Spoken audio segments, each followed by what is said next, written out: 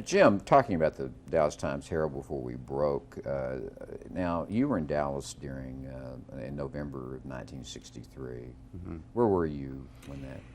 The President Kennedy was coming in right on our deadline. It was the afternoon paper, so the whole staff was involved in covering his visit, and because we were going to have several editions while he was there, etc.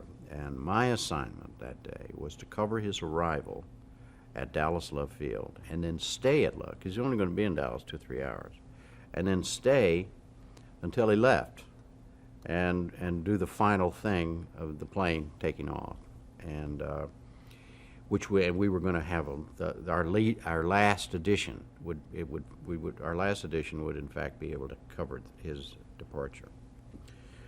So that's what I was at the airport. I went out there early that morning, was there when he arrived. I'll tell you a story about part of that in a moment if you would like. And then I went inside the airport to get something to eat, because he had long gone, and There at Love Field. At Love Field, and then a waitress came over and said, "Oh my God, somebody shot Kennedy." So you were at the terminal when that happened. Exactly. And I went to a phone. I ran to a phone. This was long before there were cell phones, obviously, and all that business. And I ran and somehow got through. I'm amazed when I think about it now. I got through to the city desk and talked to Ken Smart, who was then the assistant city editor. And I said, "My God, Ken." He said, "Yeah, well, it's true." And he said, "Here's what I want you to do. I want you to go to Parkland. Go by Parkland. That's where they've taken Connally and Kennedy." And at that time, they also thought a Secret Service agent had been shot. My recollection is. Anyhow, he said, "Then go to the police station."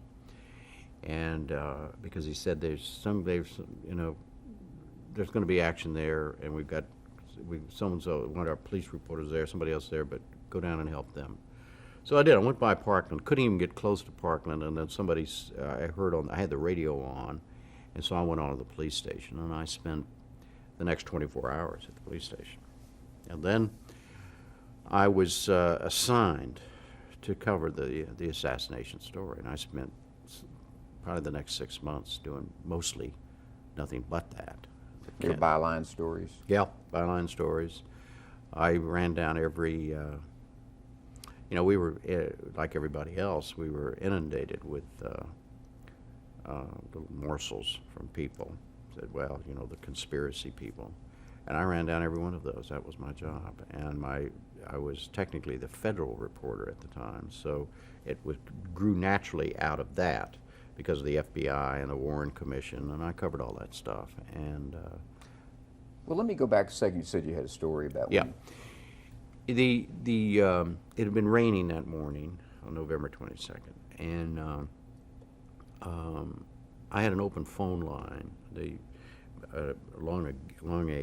front of a wire fence where the public was going to be, and then I and some other 2-3 other journalists had been given permission to be on the other side of the fence. In other words, on the airplane side of the fence where Air Force One was going to come in. And I had an open phone line, so I could talk to Rewrite. And somehow they had arranged this. And I was on the phone. They said the plane had taken off from Fort Worth. And the Rewrite man, a guy named Stan Weinberg, said to me, "Jim, is the bubble top on the car that the president's going to be riding in?" And I said, "I don't know, I can't see." I said, "Why the hell do you need to know that?" And he said, "Well, I'm going to be writing the story under deadline. The afternoon paper Rewrite desk is where they write everything, as it's coming." And he said, I'm going to be writing a story under pressure here pretty soon, and it'll just if I know whether the bubble top's on or not, it'll just help me. Everything I know ahead of time, it'll be less to fool with later on." So I said, "Well, let me go find out, because the cars, I can't see because the cars are parked back down a ramp, the motorcade." I went back down to the ramp, and there was all the cars were going to be in the motorcade, including the car that the Kennedys and the Conleys were going to be riding in, and the bubble top was on the car. I saw the Secret Service agent who was in charge of the Dallas office, because I covered the federal beat. I knew him. I went over to him and I said, Are you going to keep the bubble top on or off? The rewrite guy, is on me, wants to know. And he said, well, he looked up to the sky. I'll never forget this. He looked up at the sky and he said, well, this rain has stopped. And he hollered at another agent who had a two-way radio, and he said, is it raining downtown? And the guy loud come back and says, no, it's clear. So he then says, take off the bubble top. Amazing. So I go back to rewrite and say, okay, the bubble top is off. That night, around midnight or so, this is now 12 hours after Kennedy has been shot, I'm still at the police station. There was a little meeting back in the back in the police chief's office. The police chief was named Jesse Curry. And we knew there were some suits in there. In other words, we knew Jesse Curry was in there, FBI people, whatever. And so several of us just went back and kind of staked out the office. It was mad. It was a madhouse. There were no reporters could go everywhere, and they were screaming and hollering, and there was noise. The FBI agents were talking to this and every. It was a real mad. Anyhow, I was back there, and the door finally opened, and out came Jesse Curry and other people, including that Secret Service agent. And he looked at me. He came over to me, tears in his eyes, and he said, if only I hadn't taken the bubble top off. And I said, oh, and this is, my story is dramatic for me, and it was incredibly dramatic for him. There are thousands of stories like this, people who argued to have a motorcade through town. The original plan was not to have one. I wrote the story. There wasn't going to, well, the politicians in Dallas, Democrats said, he's got to show himself. Well, those people live with that all the time. And there's all kind, should he do this, should he do that, and all these kinds of things. But that story clearly never left me. Well, you were in a position at the Dallas Times-Herald and living in Dallas at the time to give us some idea of the different journalism coverage of the president's visit in Dallas. Wasn't there really kind of a difference between your paper and the Dallas Morning News? And not on the news side. Not on the news side. No. The Dallas News was a very anti-Kennedy right-wing newspaper, but that was the only editorial page.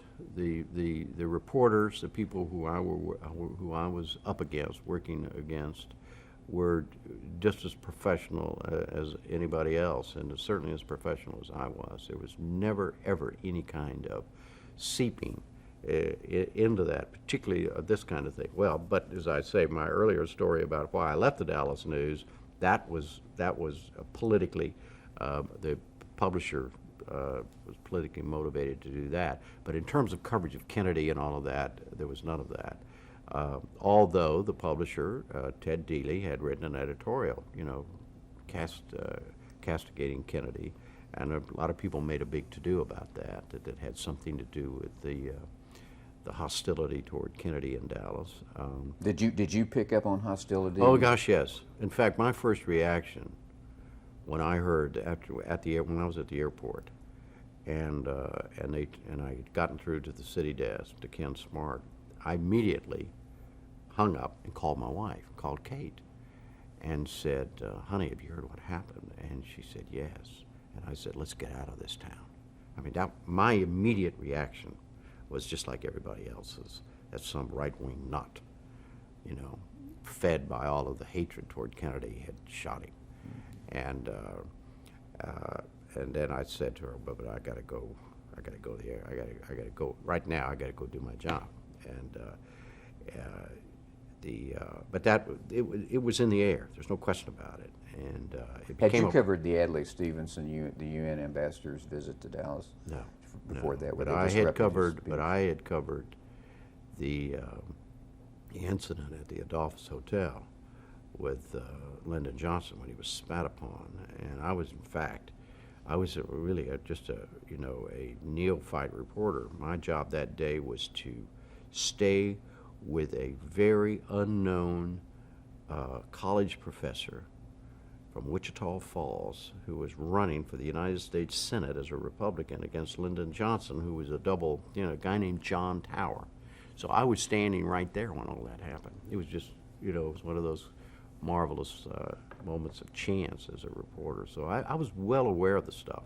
And of course, that's what prompted my, I had written a story about that, what prompted that series, in fact, that later caused me to leave the civil defense series that I did. That caused me to leave the Dallas News, was prompted by, you know, this right-wing influence that was everywhere at the time, but not in the news columns of the Dallas Morning News.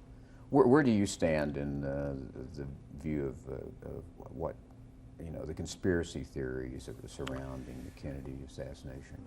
Well, I have always had, well,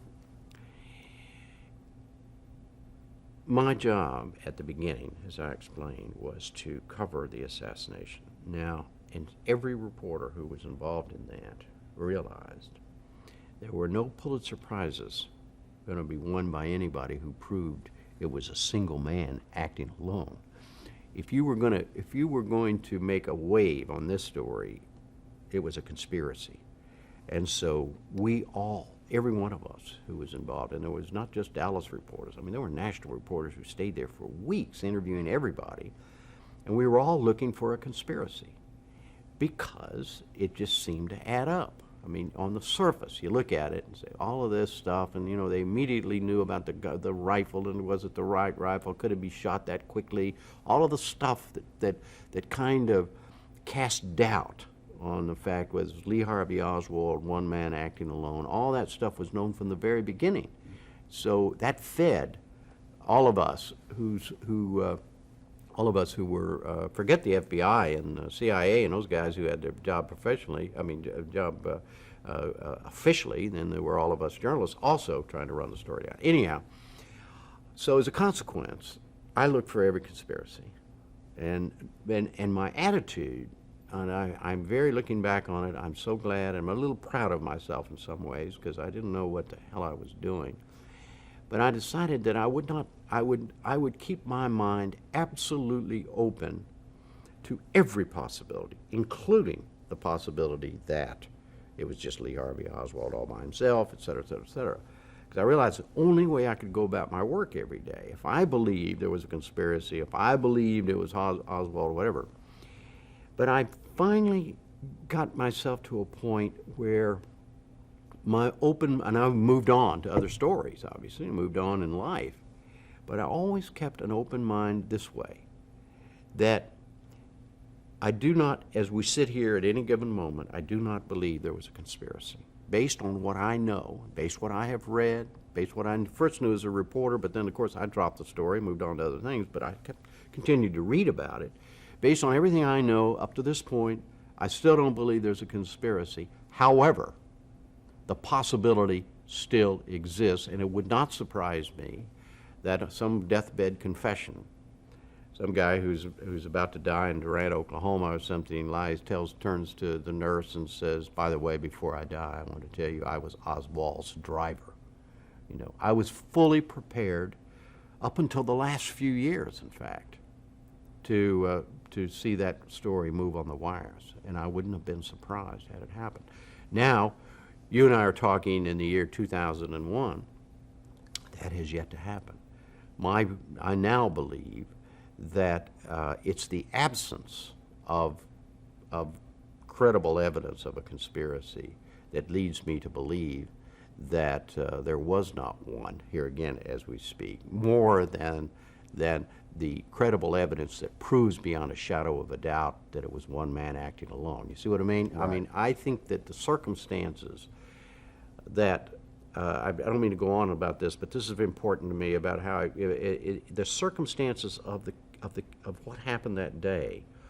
There are so many little kinds of oh yeah, but that's implausible. Or I mean, how in the world could you expect? They couldn't replicate the shooting, for instance. However, it's conceivable. You know, one FBI guy was able to do it. And so, you know, but Lee Harvey Oswald wasn't that good a shot, you know. So I mean, but there are all kinds of little things like that. So you could make a case just on the surface that he had to have help. And but nobody has ever made the case that this guy helped him. that guy helped him, and he was part of this conspiracy or whatever.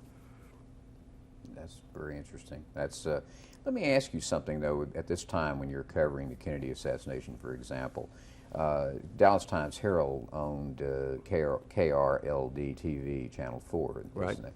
Was there any overlap coverage? Did the people, the journalists, the reporters of the Times Herald, did they ever appear on local television? Did you ever get involved in KRLD's coverage of the event? No, that was a never. It never happened. The No only time- cross-pollination? No back and forth between. No synergy, to use the modern word, at all. So the local station and the Times Herald, which were owned by the same people, were kept totally apart. Absolutely, separate, absolutely. News-wise. Right. Now, I understand you have an interesting connection to a memorial to the JFK in Dallas. Right. There's an open tomb that famous architect whose name escapes me, but I will bring one of America's most famous architects, in fact. I'll think of it in a minute. But he did the memorial. He did the there. memorial, and they wanted to have some words in front of the memorial on a tablet. The civic leader who was in charge of this was an old friend of mine. In fact, he and I had covered the courthouse together for the Dallas Times Herald. His name was John Sholkoff. And Johnny called me and he said, "Okay, Lehrer, I'm gonna give you an opportunity to write something that really will last." And so he asked me to write the words. I said, "Johnny, I'll do it on one condition, that it be done completely anonymously." I said, "It doesn't make sense to have the words from the people of Dallas and be identified with any one person." And he said, "Are you serious?" I said, "Yes." And he said, "Well, I agree with you." So we made a pact. He wouldn't even tell the Kennedy family, and I wrote the words, and they're still there. And they're to represent it sort of says community? it says what happened, and that the people of Dallas. I don't remember the words, exact words, but it was on a day, that a few hundred feet from here, that John F. Kennedy was shot, and the actual marker. It marks the. It explains what Right. happened. It's about a couple hundred words, and then at the end, it's about what the people of Dallas and how we felt about it. And Sholkoff was right. I'll never write, never have, never will write anything that means as much and that will last in a meaningful way as long as those words. When did you decide and why to break your anonymity? Sholkoff called me. This was long. This was maybe 10 years ago, maybe.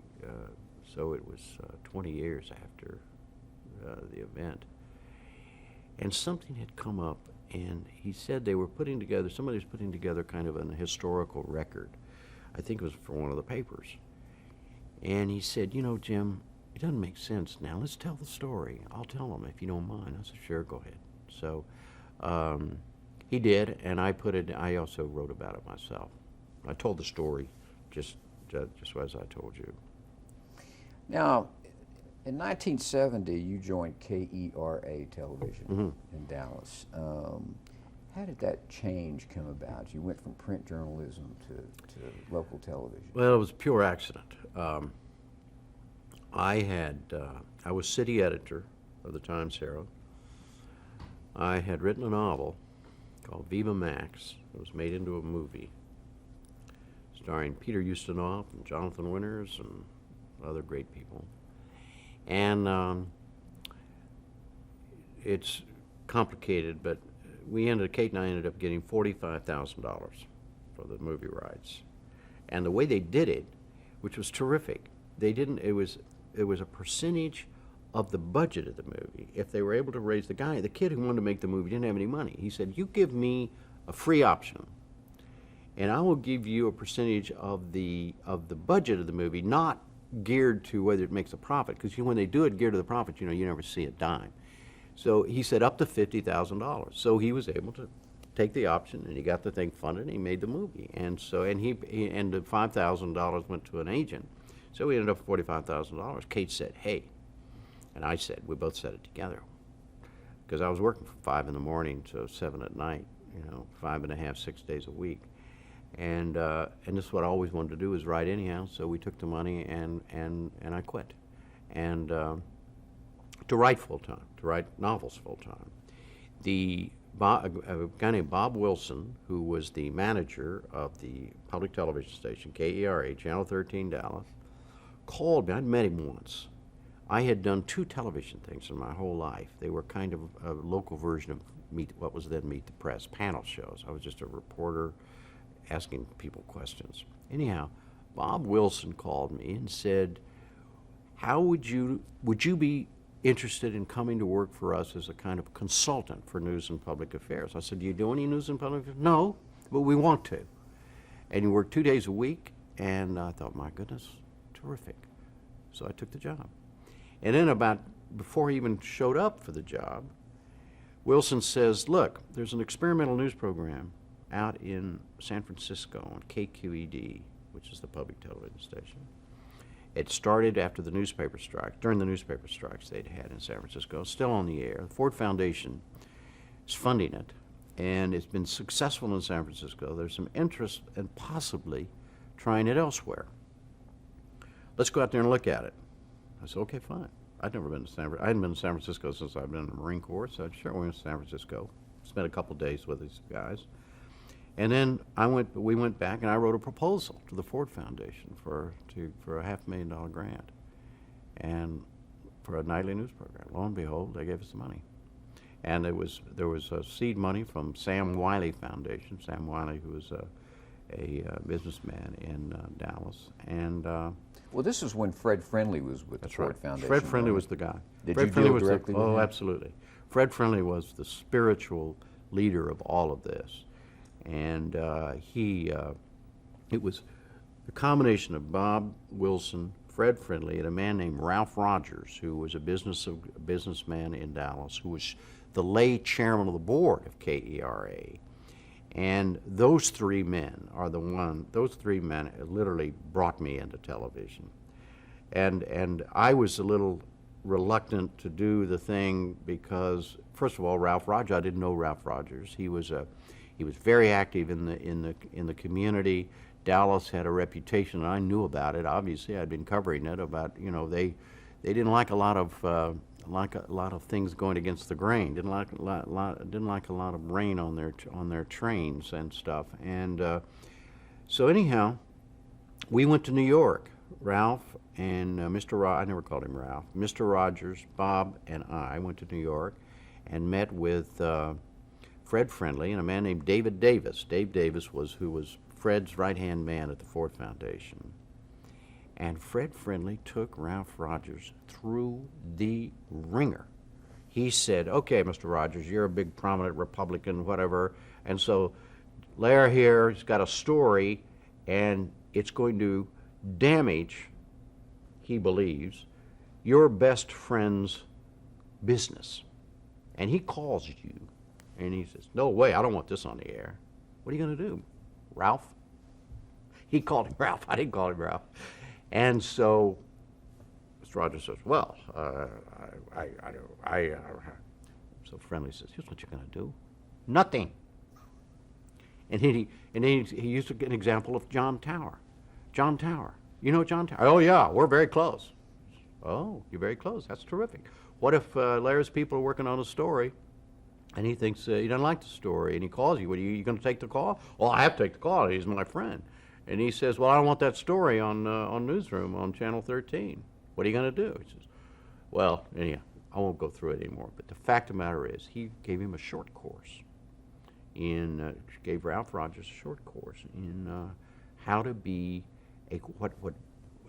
how to be a publisher in a way. And then because Friendly said, and because I was sitting there, and he'd say, "Do you like that answer, Jim?" And I said, yeah, that's great. And so he took the whole thing, and so Fred Friendly's made us all kind of, it's almost like a football huddle. Say, okay, guys, you know, you can make this work, or you can have trouble every day. And so I made a deal with Ralph Rogers in front of Fred Friendly and Dave Davis and Bob Wilson. And obviously I would always take a call from you, Mr. Rogers, but never before the fact.